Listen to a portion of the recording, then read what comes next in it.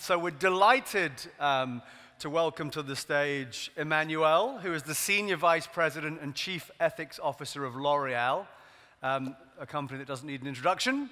Thanks to him, the company's been nominated 7 times as one of the most ethical companies in the world. Emmanuel's going to spend 10 minutes with you to share a few thoughts on ethics and innovation. One of his great passions is sharing his experience with the younger generations, and he speaks extensively in many universities around the world, such as Stanford, NYU. He's also given more than 40 interviews on ethics around the world in the last 2 years. So much for the official bio. He's snuck in behind me. When we talked to Emmanuel and asked him why a company such as L'Oreal decided to nominate an ethics officer, his answer was quite surprising.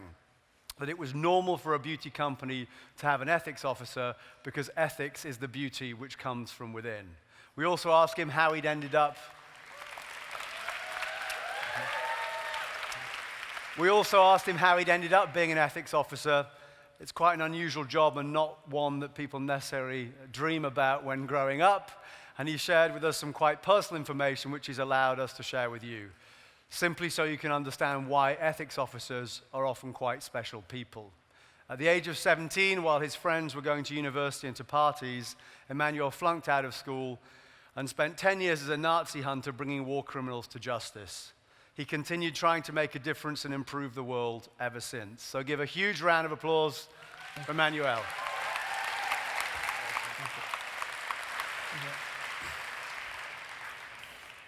Thank you, David, for your very kind and thoughtful introduction.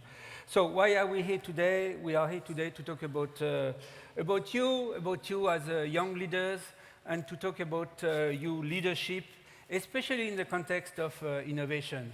So what we'll talk about is how to exercise our leadership when innovation comes, and what role ethics play, and why ethics is becoming one of the key issues of the key driving force in a large organization and soon other organizations.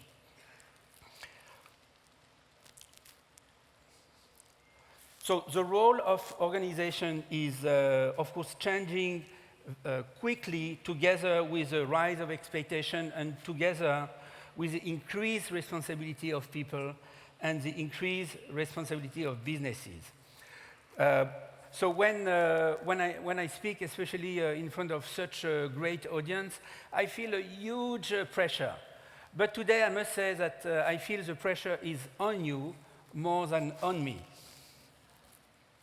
Because you are leaders, you want to be strong leader, you want to exercise your leadership in a proper way. And I've seen a recent survey from Nielsen stating that 82% of the millennials want to make a difference. 82%, but in this room is 100%, right? And you all want to make a difference.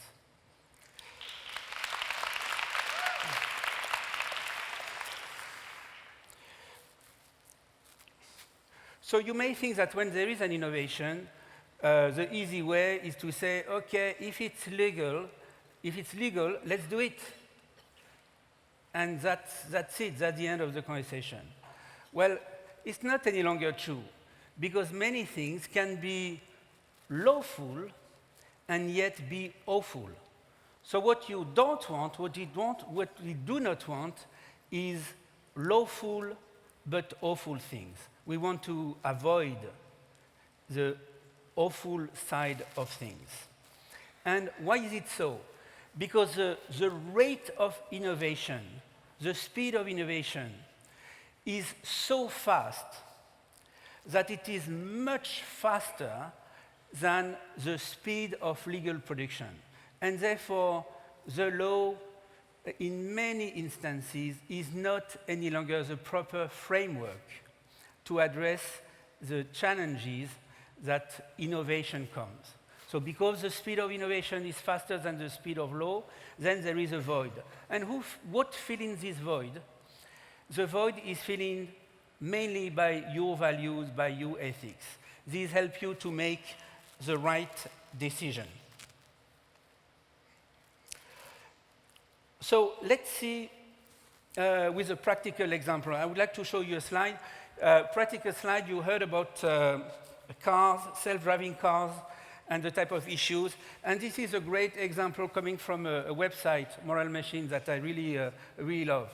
Let's assume you have just been appointed the CEO of a large car manufacturing company. And you engineers are working on a self-driving car.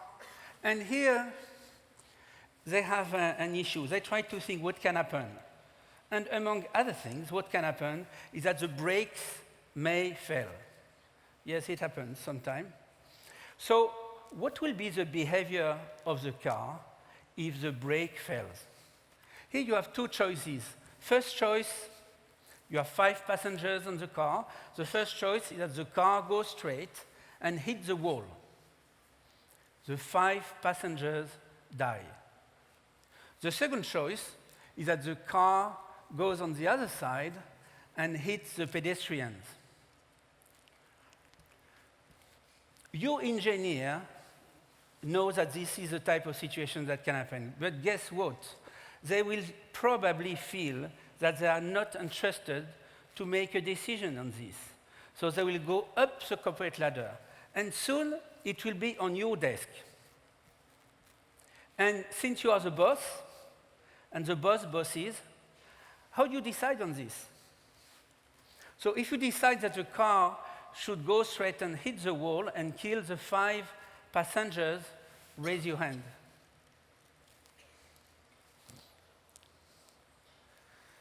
Okay, thank you.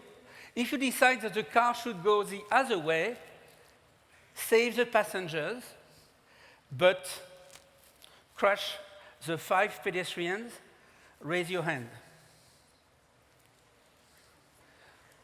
Ooh la la. So I have an easy question. How many of you have no hands at all? Okay. So the first lesson when we talk about ethics is that silence, especially when you are the boss, when you are the leader, silence is not an option.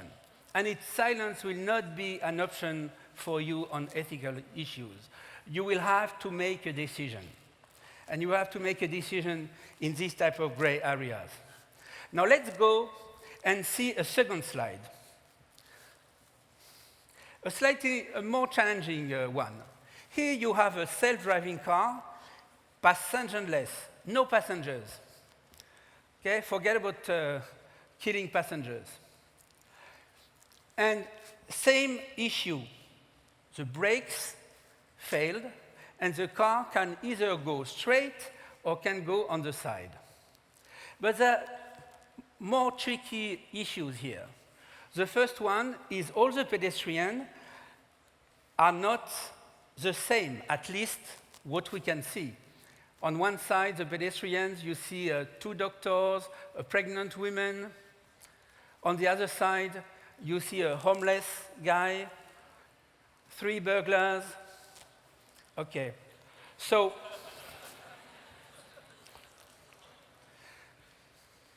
does it help you make a choice? Which right do you have to make a choice? And 2, it's a bit more complicated than that. Have you noticed the red light and the green light? The 2 doctors, the pregnant women and the 2 other ladies, they are crossing the road while it is a red light for them. So they are in breach of the law. While the other people, the homeless, the 3 burglars, they respect the law. They cross in the green light. So their expectation is to be safe. They have a guarantee from the society that they're going to be safe. So how do you decide on this? Do you have an idea? Which right do we have to decide? And what about the day where we'll have an RFID chip that will say more or less whether we have a terminal illness or whether we pay tax or do not pay tax, how much we are worth?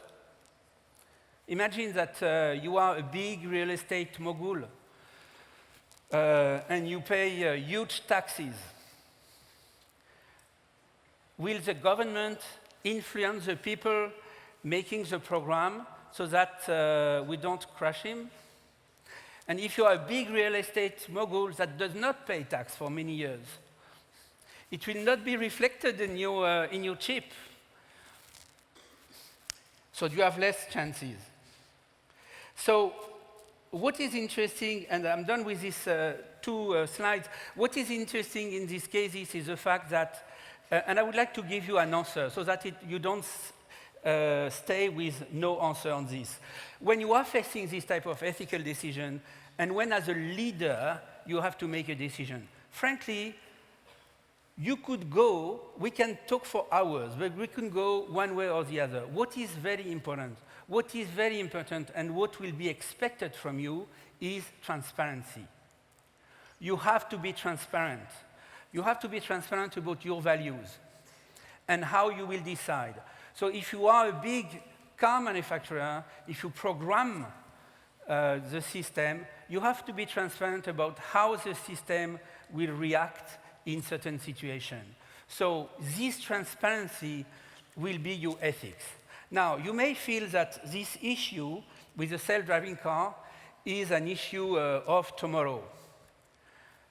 But out of transparency, I must say, this issue is already there for years. I don't know if you went through a transit system in the airport when you came if you made a transit. But I made a transit in a large US airport, and there is an automatic train. Now, the people who designed the train, maybe 10 years or 20 years ago, they made this type of decision. If someone jumped on the rail, they decided whether the train should stop very, very fast, try not to hurt the person who is jumping on the rail, at the risk of hurting the passengers, or whether they don't care, the train goes fast, stops, but goes fast, all likeliness will crash the person who jumped on the rail, but no one will be hurt as passengers. So you see there are different expectations. But when the decision was made on the train, on these automatic trains, there were no public debate. Today, things are different. We have a public debate on these type of issues. So you see that innovation brings a lot of ethical issues, but it can be also the contrary. It could be, there are instances where ethical issues lead to innovation. Now, as time is running out, I would like to give you some takeaways. First, as leaders of today and leaders of tomorrow, I think it's very important to be brave and to be transparent. There are numerous new subjects coming, which are absolutely huge subjects. Some are already there, some are coming extremely fast. Big data, transparency and privacy, artificial intelligence, robots, transhumanism, local and planet governance, even advertising on claims. There are many ethical issues around there, and we cannot avoid these issues. We'll have to decide. You will have to decide. So some may think that these subjects are frightening. I think they are not frightening. They are fascinating. They are fascinating subjects. We should not be afraid of them. So every new generation starts with a legacy to fix the misses of the previous generation. And here you are. There is no exception. And it is now your turn to fix our legacies and to fix our misses. So how do you start? Where to start? When we make a presentation, we are often told, but not only be short, but right on point, because people remember only 3 things, whatever you say. Since I believe that collectively we outsmart the average audience, I wish that you remember 7 things. Okay, first, ethics is becoming the new decision-making framework. And as a leader, you will have to make tough choices. So today, if you want answers, ask questions. But tomorrow, you will be the people who will provide answers. Speak up, because silence is not an option. Silence is not an option. 2, I would like to quote a great philosopher by the name of Emmanuel Levinas. I love Emmanuel Levinas not only because he's a Frenchman, but also because he said great things. And he said that ethics, he said that to be ethical is to feel responsible for the responsibility of others. To be ethical is to feel responsible for the responsibility of others. 3, the third takeover would be that integrity, respect, courage, and transparency are the new fashion. So make sure to wear these warm clothes in a time of challenging weather. It's the best bet to be around next spring. 4, I think it is much better to concentrate on the positive side of ethics than on the negative side of law.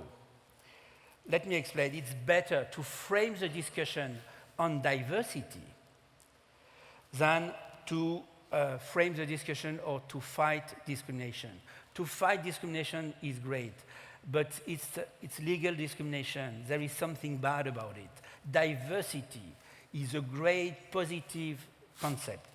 I think it is much better to focus on a culture of integrity, a culture of loyalty, than on the legal concept of conflict of interest. So there is always a positive side to the same issue, and if you focus on the positive side, your message will go through in a much easier way, and you will be listened to. 5, practice and encourage multiculturalism. Practice and encourage multilingualism. It's a sign of active respect. 6, feel absolutely entrusted to decide. If you believe in it, do it. Do not ask for permission. 7, and last, remain optimist with a smile on your face while you make good ethical decisions. It's very contagious. Good luck, and may ethics be with you.